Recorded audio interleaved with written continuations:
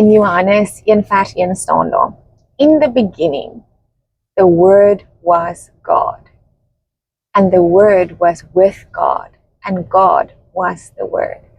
Hoe ongelooflik is dit? Dit beteken dat die Bybel is God. Die Bybel, die woord van die Here is God. En God is by jou as jy die woord van God by jou het. En either way is God in jou, maar dit is so ongelooflik om te sien, te hoor net weer eens, dat die woord van die Here is God.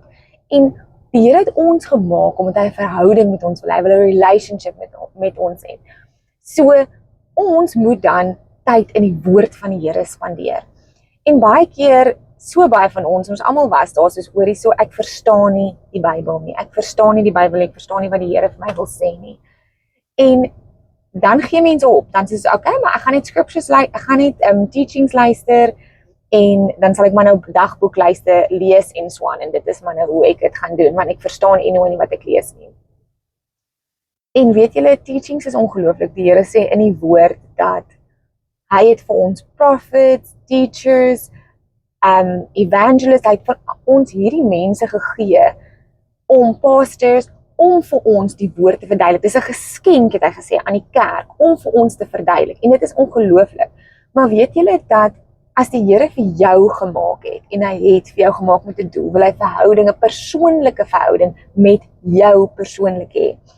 En as jy die woord van die Here lees, dan is daar iets wat hy vandag vir jou wil sê. So elke dag lees jy die woord van die Here, en elke dag is daar iets wat hy vir jou wil sê.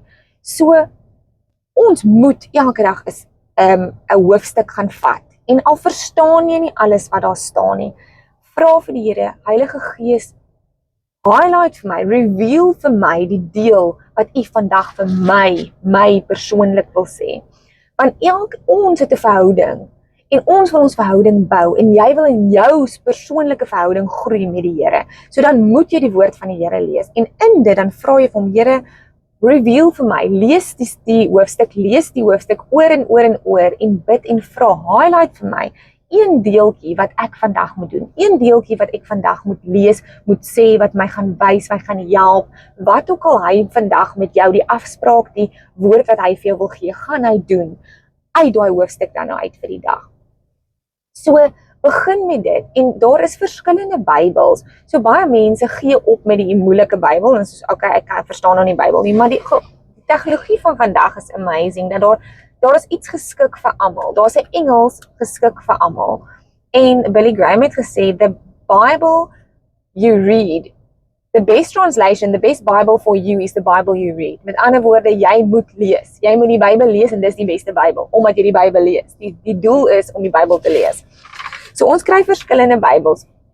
Ons kry 'n literal Bybel wat woord vir woord translated is, sodat dit baie akkuraat is, want ons wil nie die woord van die Here verander nie, want ons het nou net weer ook gehoor, die woord is God, en ons wil nie dit verander nie.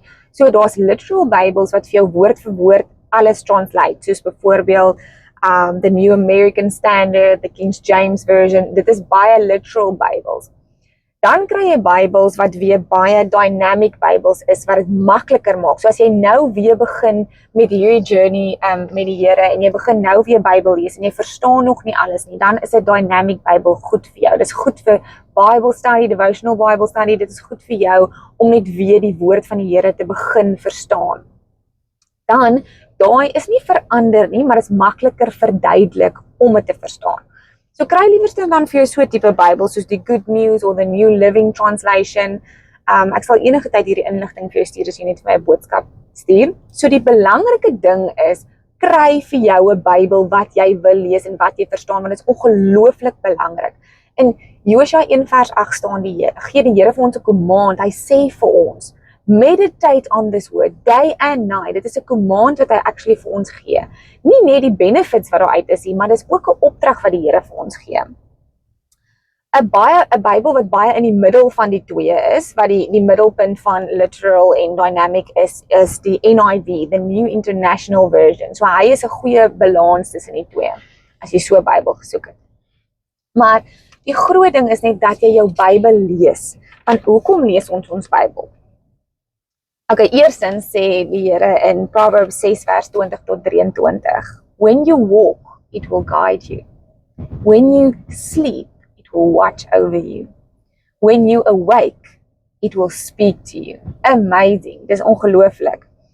So, nie net lees ons Bybel nie, want ons wil 'n verhouding hê, dis 'n direkte verhouding met die God Almagtig, ons het gelees in John 1 vers 1, dat die woord is God. Okay, so, hoekom nog? Want dit gee vir jou ware identiteit, so jy leer wie jy werklik is, wie God vir jou gemaak het. Jy groei. Dit was jou skoon van seer van die verlede, die Bybel was ons skoon, die woord van die Here maak ons vry, dit is 'n lig op ons pad, dit wys vir ons waar om te gaan, dit motiveer ons, dit vlam daai faith in tye van moeilikheid, vlam dit daai faith, sodat ons weer kan opstir in geloof. Dis 'n riglyn van hoe die Here wil hê ons moet lewe. En weer eens in Josua 1 vers 8, om die hele scripture te lees, staan daar, meditate day and night op die woord van die Here.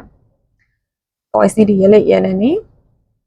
Ekskuus, ek sal hom in die dinge sit. Maar anyway, Josua sê 1 vers 8 staan, meditate on the word day and night, en dan staan daar ook, that will lead to a prosperous and successful life. So hoekom lees ons nog die Bybel? Want dis die riglyn wat die Here vir ons uitgesit het om 'n lewe van sukses te lewe.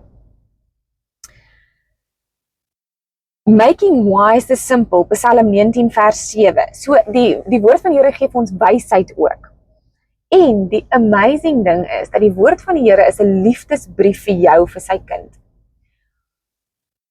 As daar een persoon is wat vir jou totaal en al, onvoorwaardelik, heeltemal wholesomely gaan lief het, geheel gaan lief het, is dit God. Completely, selflessly, dit is die woord van die Here, dis die Here wat jou so lief het.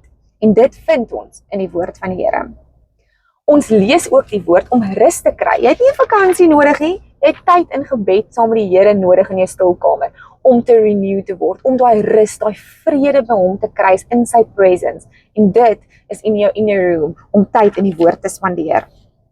So, 'n oulike manier om nog die woord te lees, is dat wanneer jy daai hoofstuk lees, dan vra jy vir die Here, okay?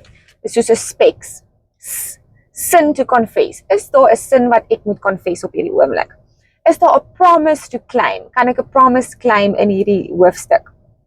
Is daar 'n example to follow? Is daar 'n command to obey or a service to render? Is daar iets wat die Here vir my verwag? Is daar iets wat hy vir my wil sê oor my identiteit? Is daar iets wat ek moet confess wat ek verkeerd gedoen het? So dis 'n goeie manier om ook die Bybel te vat en jy bid die woord van die Here.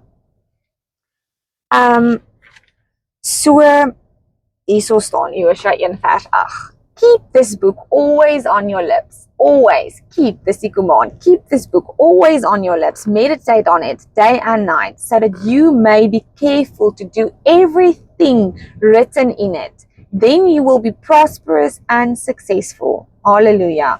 Dis 'n ongelooflike promise wat die Here vir ons gee. Daar het jy dit. So in Psalm 119 vers 105 staan daar dat hy is die lig op ons pad.